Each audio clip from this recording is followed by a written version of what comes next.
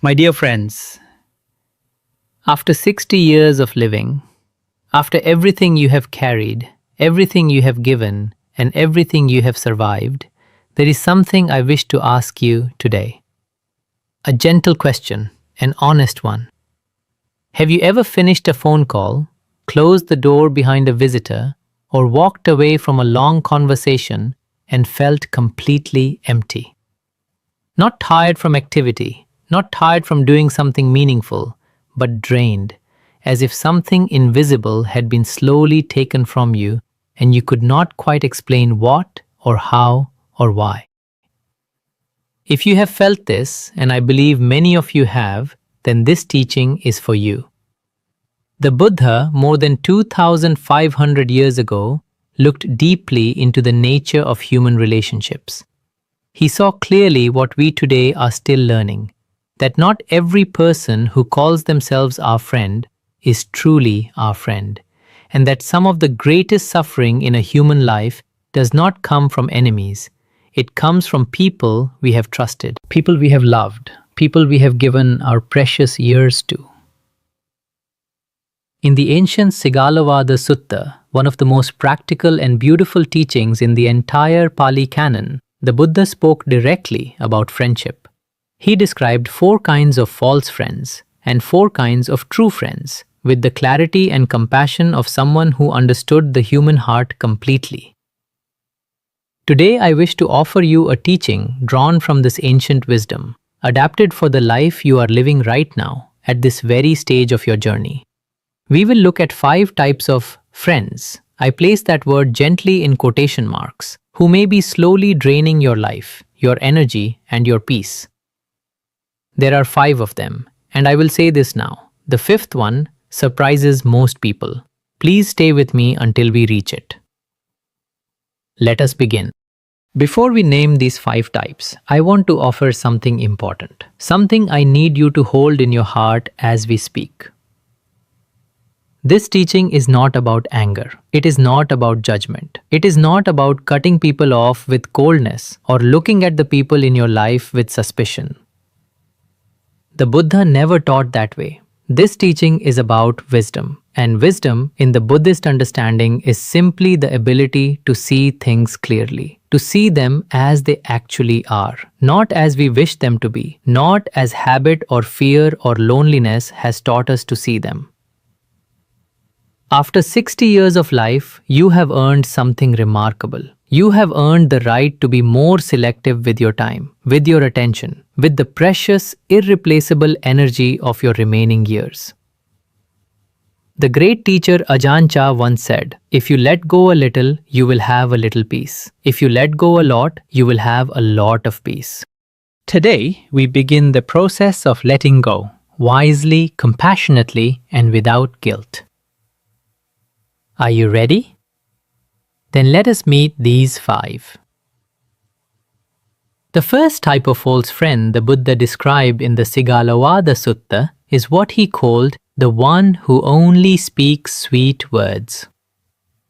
In our modern life, especially for many of you over 60, this person often looks something like this. They call you and your heart lifts. It has been weeks, maybe months, since you heard from them, and their voice is warm. Their words are kind. They ask how you are feeling. They say how much they miss you. They tell you that you are so wonderful, so generous, so wise. And then, just before the end of the conversation, the real reason for the call arrives. They need money. They need you to babysit for the next 3 weekends. They need you to sign something or agree to something or lend something. And because they have been so warm, so sweet, so attentive, you feel guilty saying no. You feel that saying no would somehow cancel out all the kindness they just showed you. My friends, this is the mechanism of the flatterer. The attention was real. The warmth was real. But it was conditional. It was, as the Buddha said, like a stone that is smooth on one side and sharp on the other. Now, and this is important, I am not asking you to become cynical. I am not asking you to distrust every kind word spoken to you. That is not wisdom. That is simply a different kind of suffering. What I am asking you to do is this. The next time someone calls after a long absence, bearing warmth and flattery, simply notice. Notice the pattern. Has this happened before? Does the sweetness always precede a request? Is the relationship a two-way street, or is it a road that only runs in one direction? The Buddhist teaching here is about the difference between metta, loving kindness, which is freely given with no conditions, and lobha, which is craving or desire dressed up in the clothing of affection.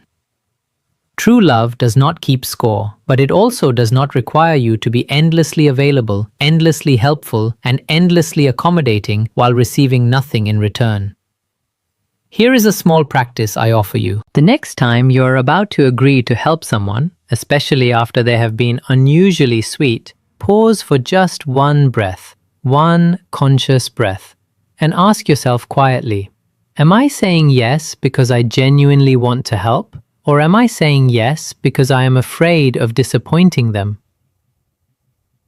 That one question, asked honestly, is worth more than years of people-pleasing. The second type is one that many of you will recognize immediately. You love this person. Perhaps you have known them for 20, 30, even 40 years. They are not a bad person, they have a good heart. But every single time you spend time with them, every phone call, every lunch, every walk in the park, you leave feeling 10 pounds heavier than when you arrived. Because every conversation is about their problems. Their health, their difficult children, the government, the neighbors, the cost of groceries, their ungrateful spouse, the doctor who does not listen, the world that is falling apart, the years that have not gone as planned. They pour it all into you. And you, because you are kind, because you care, because you have been trained by a lifetime of caring for others, you absorb it all. You listen, you comfort, you suggest, you encourage. And when they leave, they feel lighter. But you feel exhausted. There is a concept in modern psychology called emotional contagion, the way our emotions can transfer from one person to another, the way we absorb the mood of those around us, often without realizing it. And this is not just modern psychology. The Buddha described a very similar phenomenon. He spoke of papancha, the way the mind proliferates suffering, amplifies it, spreads it outward like ripples in water.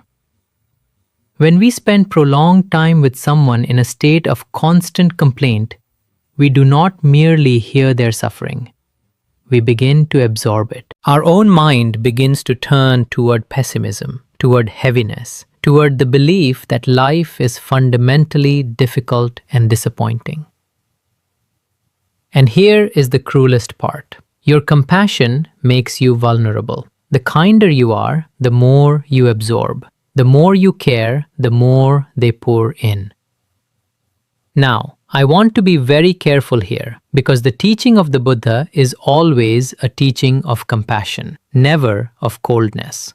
There is a world of difference between a friend going through a genuinely difficult season, a loss, an illness, a crisis, and a person whose default mode is chronic, unending complaint with no desire to change. The first deserves our presence, our listening, our love. The second requires something the Buddha called wise compassion, upekkha, or equanimity.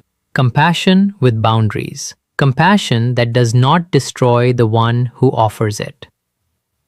How do you do this in practice? Begin gently. You do not need to say, I cannot listen to your problems anymore. That is too blunt, too painful. Instead, after you have listened for a while, you might gently redirect. I hear you. This sounds very hard. I wonder, is there anything that brought you a moment of joy this week? Anything small? You are not dismissing their pain.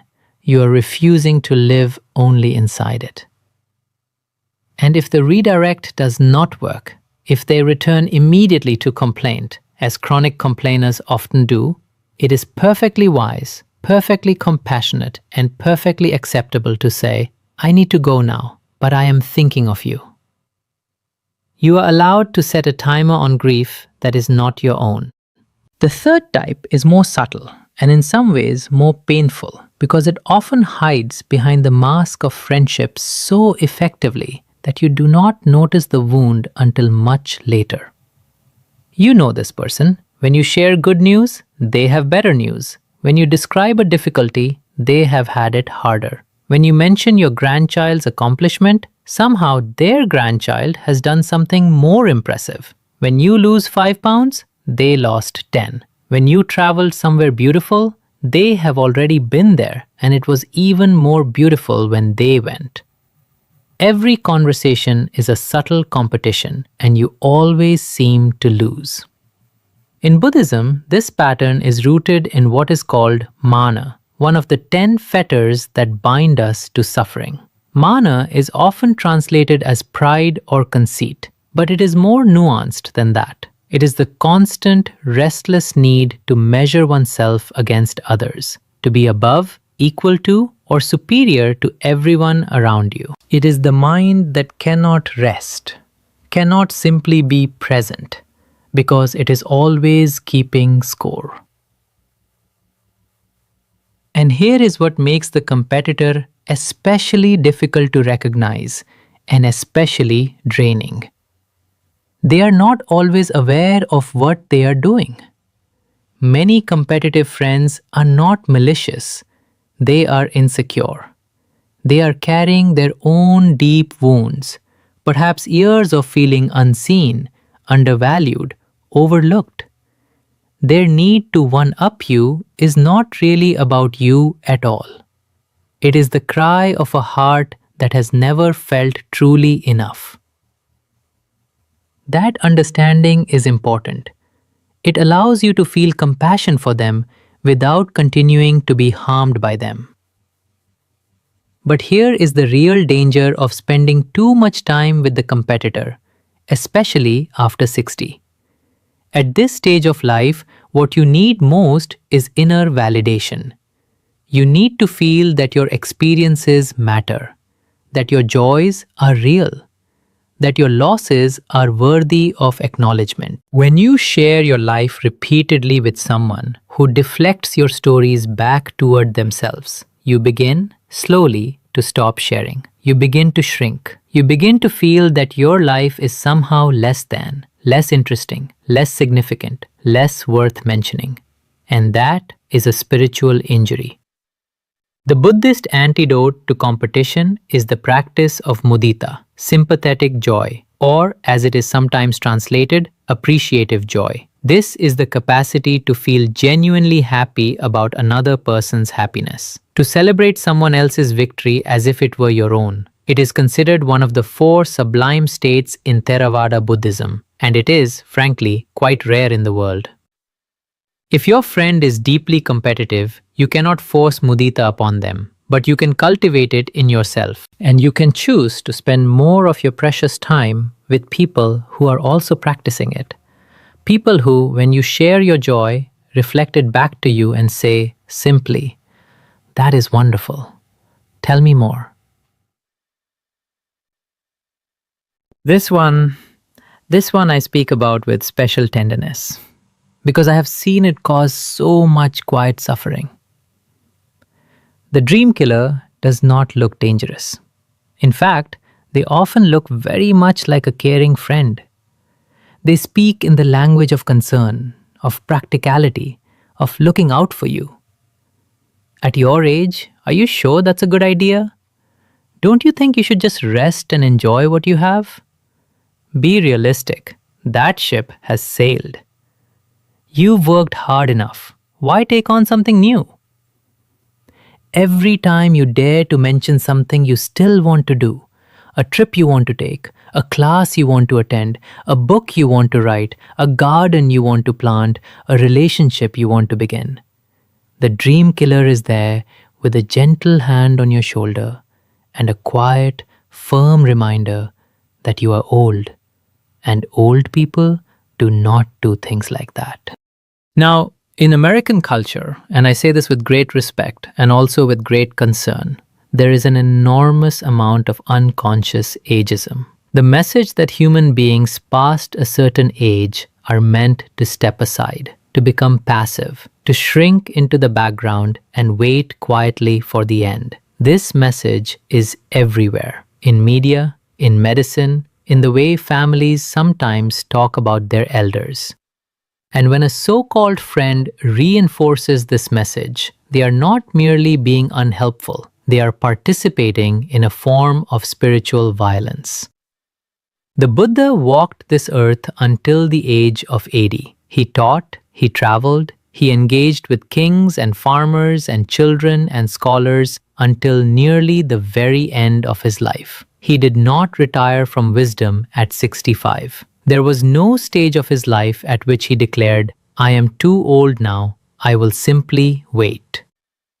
In the Buddhist understanding, the mind has no age. The capacity for growth, for learning, for love, for awakening, these things do not expire. They do not come with a use-by date.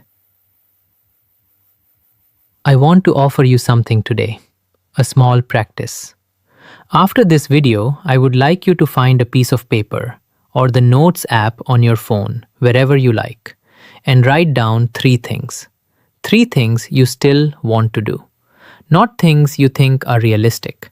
Not things other people have approved of. 3 things that when you imagine them, make something inside you feel quietly alive.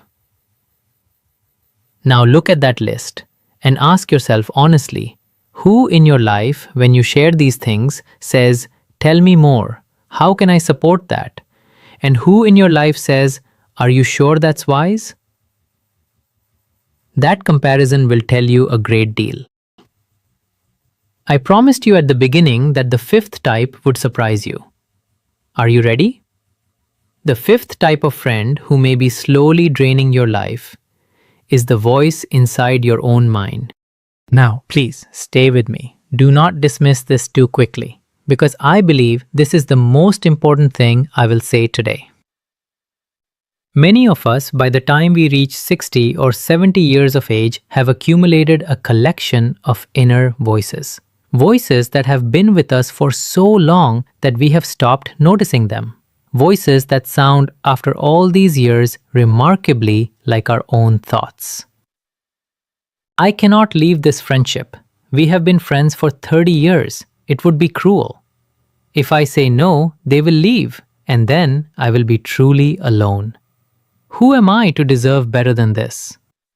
This is just how things are. This is what friendship looks like.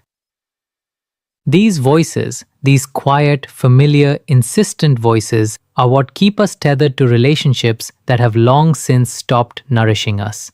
They are not wisdom, they are old conditioning. They are the accumulated weight of a lifetime of being taught that your needs come last, that loyalty requires suffering, that loneliness is a punishment worse than any drain on your energy.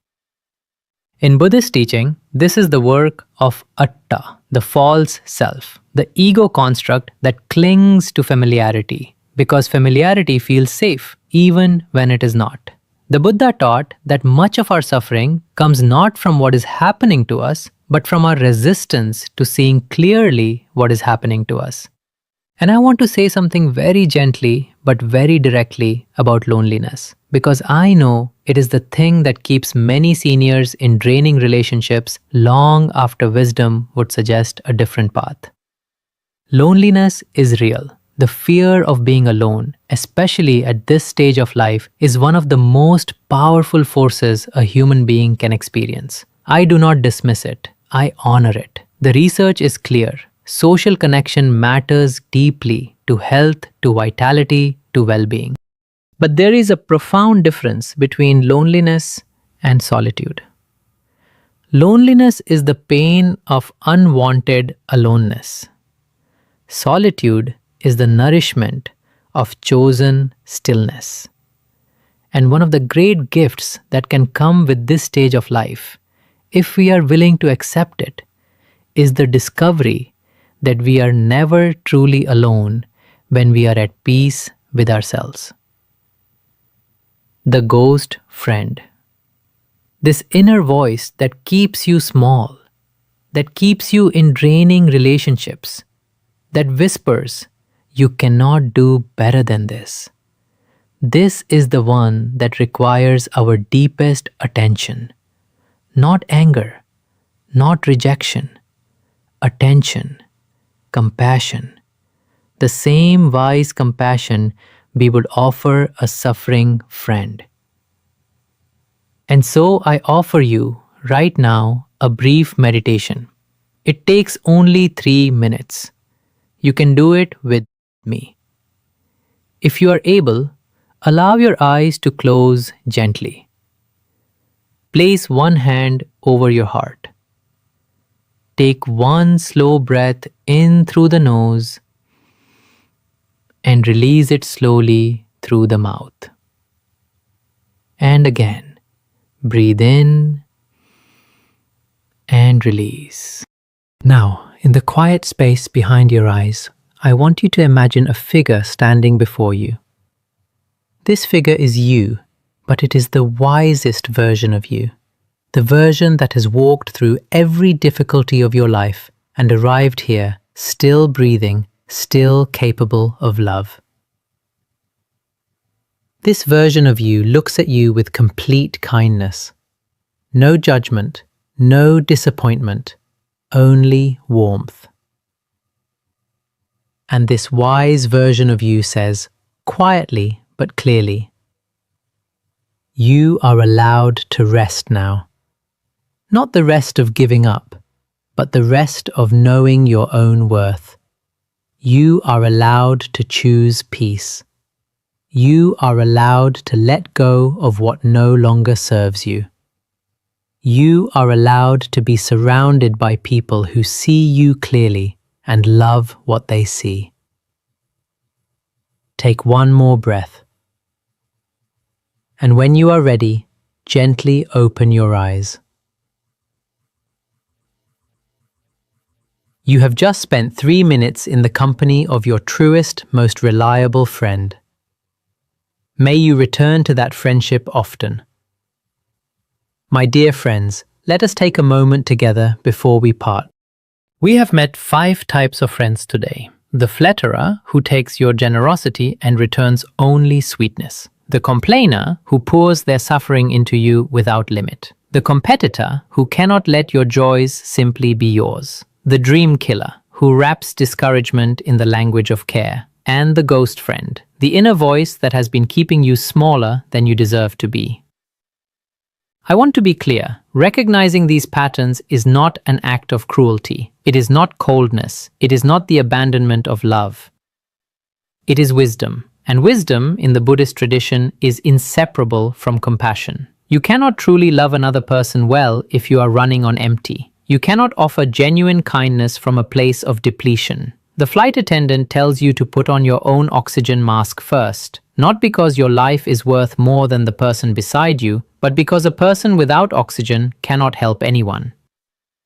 The same is true of your energy, your peace, your inner quiet. In the Dhammapada, the most beloved collection of the Buddha's teachings, there is a verse that has echoed across 25 centuries. It says this: "If you find no one worthy of companionship along the way, no one of equal understanding, then walk alone. Walk with resolution, like a king who has renounced his kingdom. It is better to walk alone than to walk with fools." Those words are not harsh. They are free. After 60 years of life, after everything you have given, everything you have endured, every sacrifice you have made for others, you have earned something. You have earned the right to be intentional about who walks beside you. You have earned the right to be surrounded by people who leave you feeling more alive, not less. You have earned the right to choose peace. Not as a reward, not as something you must justify or prove, but simply because you are here and you are breathing, and this moment is yours. May you be well. May you be peaceful. May you be surrounded by true friends. And may